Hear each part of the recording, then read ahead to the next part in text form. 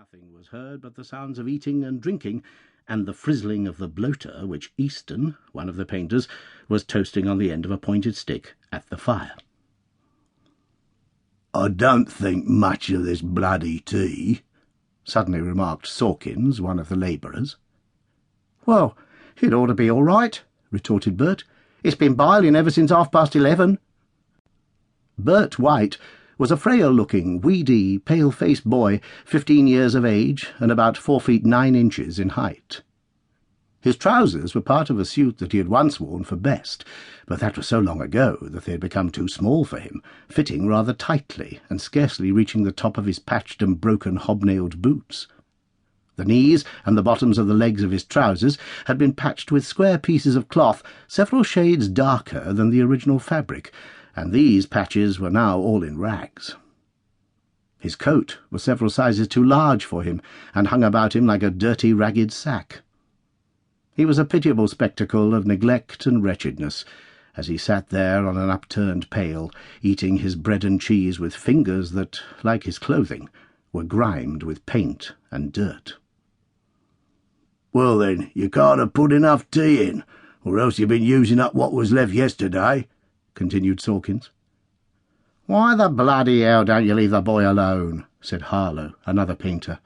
"If you don't like the tea, you needn't drink it. For my part, I'm sick of listening to you about it every damn day."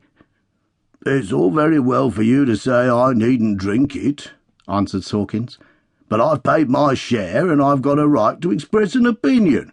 It's my belief that half the money we gives him is spent on penny horribles. He's always got one in his hand, and to make what tea he does buy last, he collects all the slops what's left and biles it up day after day." "No, I don't," said Bert, who was on the verge of tears. "It's not me what buys the things at all.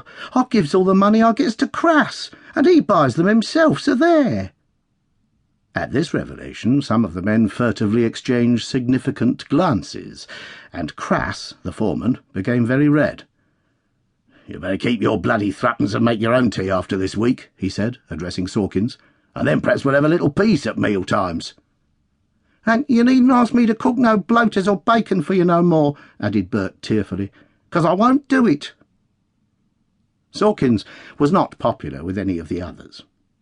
When, about 12 months previously, he first came to work for Rushton and Co., he was a simple labourer, but since then he had picked up a slight knowledge of the trade, and having armed himself with a putty knife and put on a white jacket, regarded himself as a fully qualified painter. The others did not perhaps object to him trying to better his condition, but his wages, 5p an hour, were 2p an hour less than the standard rate, and the result was that in slack times often a better workman was stood off when Sawkins was kept on. Moreover, he was generally regarded as a sneak who carried tales to the foreman and the bloke.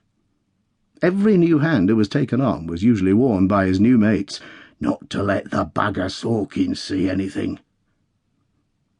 The unpleasant silence which now ensued was at length broken by one of the men, who told a dirty story, and in the laughter and applause that followed, the incident of the tea was forgotten. "How did he get on yesterday?" asked Crass, addressing Bundy, the plasterer, who was intently studying the sporting columns of the Daily Obscurer. "No luck," replied Bundy gloomily.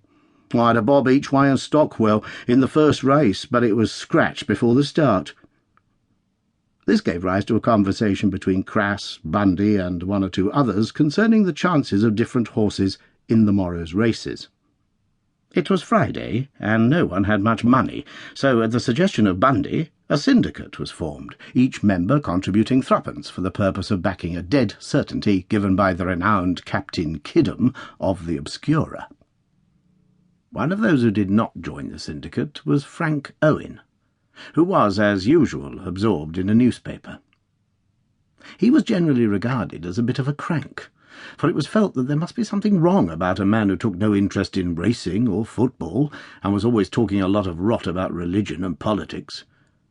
If it had not been for the fact that he was generally admitted to be an exceptionally good workman, they would have had little hesitation about thinking that he was mad. This man was about 32 years of age and of medium height.